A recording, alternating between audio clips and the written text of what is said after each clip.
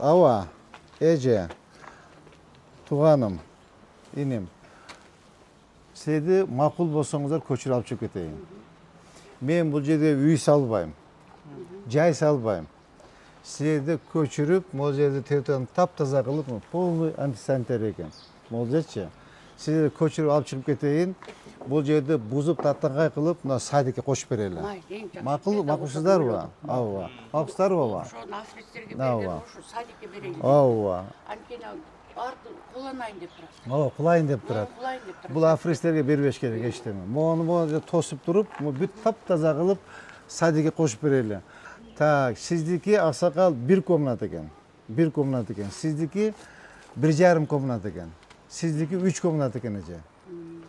3 комната экен. Биз турган көчө Ош шаарындагы Курманжандатка чоң негизги көчөлөрдүн бири. Ал эми аталган көчөнүн жээгинде бул жерде талаштуу болгон Эмаком мурдагы курулуш компаниясына тиешелүү болгон үй бар. Ушул үйдүн артында 4 үй бүлө жашап келет. Абдан шарттары начар, мүмкүнчүлүктөрү өтө чектелүү. Анткени көрүп турганыңыздардай көп кабаттуу үй, ар тарабында бала бакча, ал үйлөрдү тосуп ортодо калган. Эртең мененки бүгүн таңкы рейдтик кыдыруу учурунда Ош шаарынын мэри Жеңишбек Шермаматович бала бакчаны мектептерди кыдыруунун алкагында Айденек бала бакчасына келип, андан сырткары ошол бала бакчанын короосунда урап калайын деп балдардын өмүрүндө коркунуч жараткан бир үйдү көргөнбүз. Андан ары бери келип, үйдүн ээлери менен сүйлөшкөндө аталган мурдагы Эмаком компаниясы үйлөрдү сатып алабыз деп ортодо сатылбай бул жерде кысылып, шарттары, жагдайлары ара жолдо калып жашап келген үй бүлө менен жолуккан. Азыр бул жердеги 4 үй бүлөнүн шартын биз сиздерге азыр көргөзүп беребиз. Бирок ага чейин үйлөрдүн абалы кандай деңгээлде тургандыгы боюнча дагы азын-улак айтып кетпесек болбойт. Көп кабаттуу үй бул жактан курулуп, эртең менен күндүзү үйлөргө дээрлик күн тийбейт бул жерде. Уна кирип чыкканга бүт тосулуп калган эки жагы көрүп турасыздар. Акыр чикирге бул жерде ар кандай отун, шак, таштандыларга санитардык нормага жооп бербейт. Бир дагы калып кеткен, таштанды болуп, бул жерде көп кабаттуу үй заңгырап турат, бирок артында бир дагы шарт түзүлбөстөн ушул жерде күн кечирип келген. Бул жакта жалпы пайдалануудагы сырткы ажатканасы экен. Ал эми бул тосмондун эле арты бала бакча. Көрүп турасыздар, эски имарат ошол бала бакчанын тосмосунун түбүнөн курулган.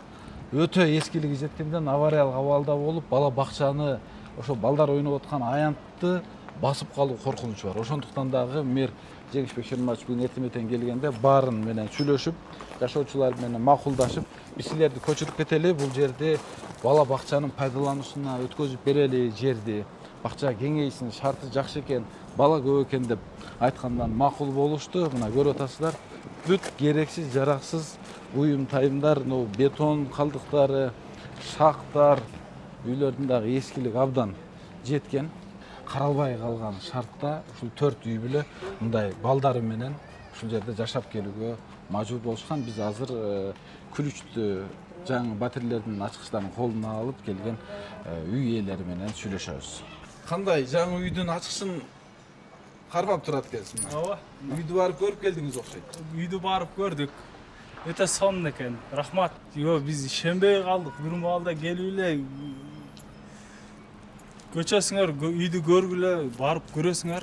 Силерге жаңыдан салынган үйлөр деп болду. Барып көрдүк. Кудай кааласа жакты. Рахмат чоң. Канча бөлмөлүү үй алдыңыз? 3 бөлмөлүү үй алдым. 3 бөлмөлүү. Канча балаңыз бар, ана шарттары кандай болчу бул жерде жашаган? Азыр чогуу көрөлүчү. Макул, шарттары эскиден үй да, биздики. Менде 5 балам бар. Кирип көрүңүздөр мынакей. Кириңиздер. Бул жерде Бала чакам анан кайнта ушу бала чакам, атам, энем ушу бөлмөдө. 7 адам беле? 7 адам. 5 балаңыз бар. 5 балам бар. Аялым мен. 9 ата-энеңиз менен 9 адам. 9 адам жашачу. 2 бөлмө. 2 Бул жерде бөлмө. ата-энеңиз? Ооба. Келиңиз. Бул жакты көрсөтөйүн. Келиңиз, кире бериңиз, Бул кире жакта бериңиз. сиздер балдарыңыздар. Мен балдарым менен.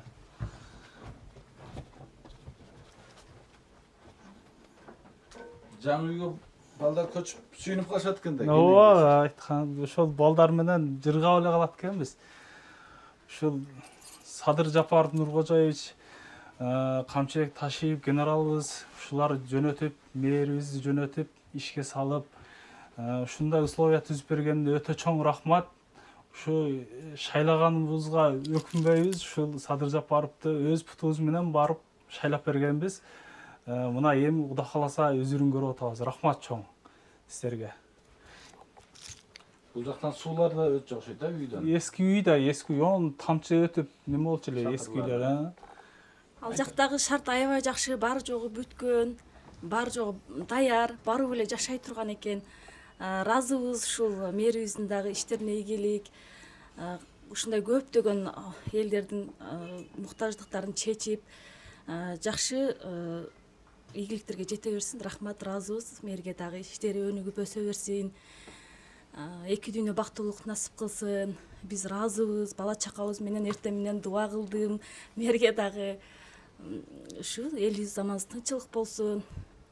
Кандай азыр сезимдер кандай, ишеним кандай? Мен үйлүү болдум деп ачыкчалганда да ишенип турасызбы? Ишенип турам, ооба. Үйдү алганга чейин шашып ушундай неме болуп аттык. Сезимдерибиз башкача болуп атты. Чындап эле алгандан кийин ушунчалык сүйүнүп жатам. Разымын. Бул жерде жашап жаткан 4 үй бүлөнүн бири бул Сайтбек ага. Эртең мэр келип жолугуп, үйдү убадылап, азыр үйдү көрүп келатасыз, жаңы алган үйдү. Кандай экен, жактыбы? Азыркы берген үйдү барып көрүп келдим. Жакшы жасалып, жаңы бүткөн үйлөрдөн кирип көрүп чыктым үйдү. 2 комната үй берди. Эртең менен мэр келип, өзү келип көрүп, үйлөрдү көрүп, бул жерде бошотойлу дагы немеге садикке өткөрүп берелик. Силерге мен жаңы үй берем, азыр берем деп барып неме кылып берди. Үйдү бөлүп берди. Үйдү көрдүк. Үй жакты, жакшы. Кошуналарым барды, мына бул эжем барды. Барып көрдүк. Президентке, мэриге, өзүбүздүн шаардын Ош шаарынын мэрине, президентибизге рахмат. Карапайым элдерди карап жардам берип, үй жокторго үй, жери жокторго жер бөлүп берип атат. Рахмат, разыбыз. Ачпайсызбы эски үйүңүздөн да? Көчкөнгө даярданып атасызбы? Көчкүлө деп. Көчкүлө 2 күндүн ичинде деп неме берди, 2 күндүн ичинде көчүшүбүз керек. Ушул жылдын ичинде бу жерде суу киргизгенге, ажаткана киргизгенге шарт жок. Буну деле мен времени убактылуу жасагам. Багы бут чечкенге, жамгыр суук немеде бут суу чечкенге чака суук койгонго неме жок, шарт жоктуктан ушуну жасагам. Алдына кошунадан сурап, ичи ушундай газ коюлбайт, электричество менен жашайм. Суу киргизгенге жай жок, газ киргизгенге жай жок. Канча адам жашайт эле бизде? Бул жерде 4 семья мен өзүмдүн үйүмдө 4 жашайбыз да, балам, аялым болуп 4 жашайбыз. Бул үй 54-жылы курулган экен, мен келип сатып алгам. Бул жерде мен 30 жылдан ашык жашап атам бул жерде. Аварийный состояние деле болуп калган бул үй. Ушул президент менен генералыбызга, мэрибизге рахмат, ыраазычылыгыбызды билгизебиз. Анан ачкычты бергенге чейин, үйдү көргөнгө чейин ишенгич болгон эмес. Ачкычты алып, мына үйүңүз сиздики деп киргизгенден кийин, анан кийин ишенич неме болду.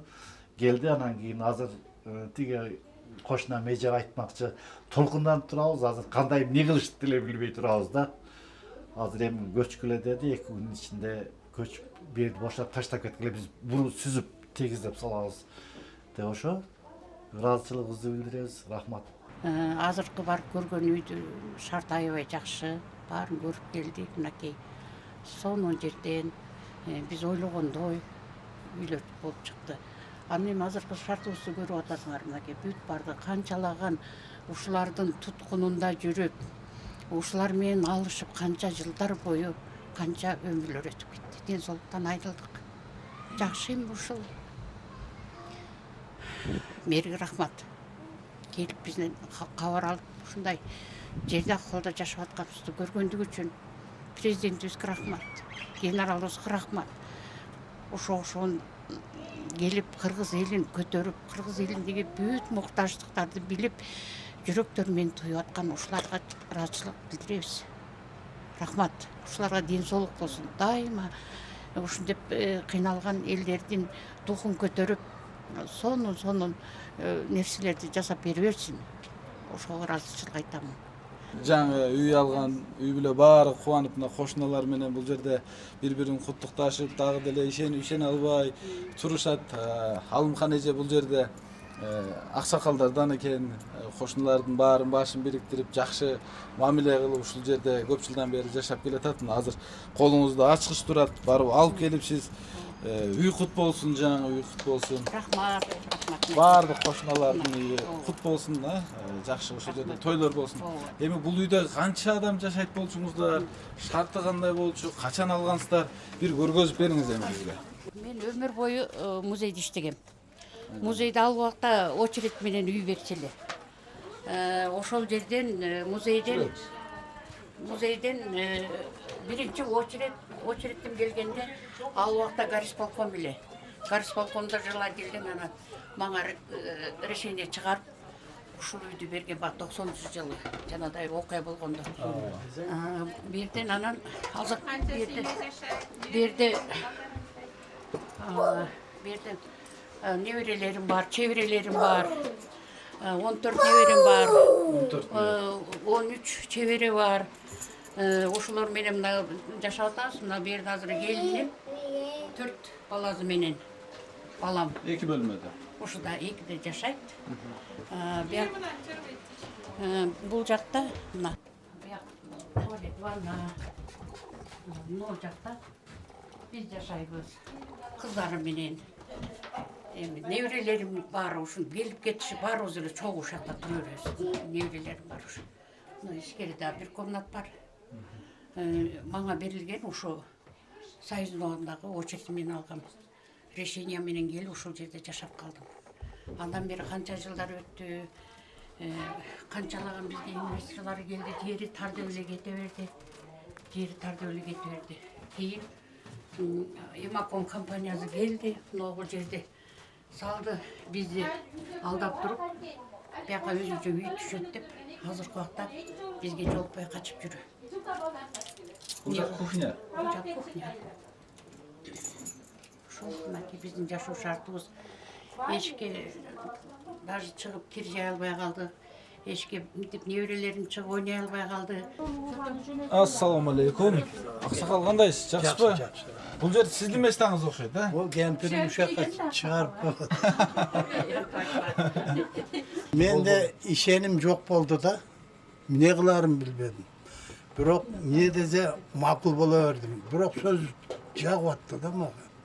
Садыр Жапаровго, Камчыбек Ташиевге чоң ыраазычылыгымды билдирем. Эң туура болуп атат. Ушул нерсе эч качан болгон эмес. Качан болду эле, эч качан болгон эмес. Азыр адам баласынын жанагы алазы ичинде дейт, билбейт. Ону жакшы көргөндөр да бар, жаман көргөндөр да бар. Бирок ошого карабай баардыгын рахмат ошого. Коркпой баардыгын эме кылып өз жай менен кылып атат. Мен таң калам да. Жаш эле турушуларда ушунчалык биз канча жашка чыктык, дагы деле алысты көрө албай эле жүргөн экенбиз. Муну эми билип атабыз, бул деген жакшы нерсе. Кудай кааласа мамлекетибиз өсөт. Рахмат биздин ошо президентке, ГКНБнын председателине, мэрге. Мэр өзү жүрөгү таза киши экен. Көргөндө мага жакты. Любой адам менен кадимкиде ачык сүйлөшөт экен. Мындай коюндогу отур ташы бар дейт го, ал жок экен. Рахмат, үй бүлөсү менен аман болсун. Силерге да ошолордон таалимин алып иштей бергиле. Үйүңөргө тынчтык калайын.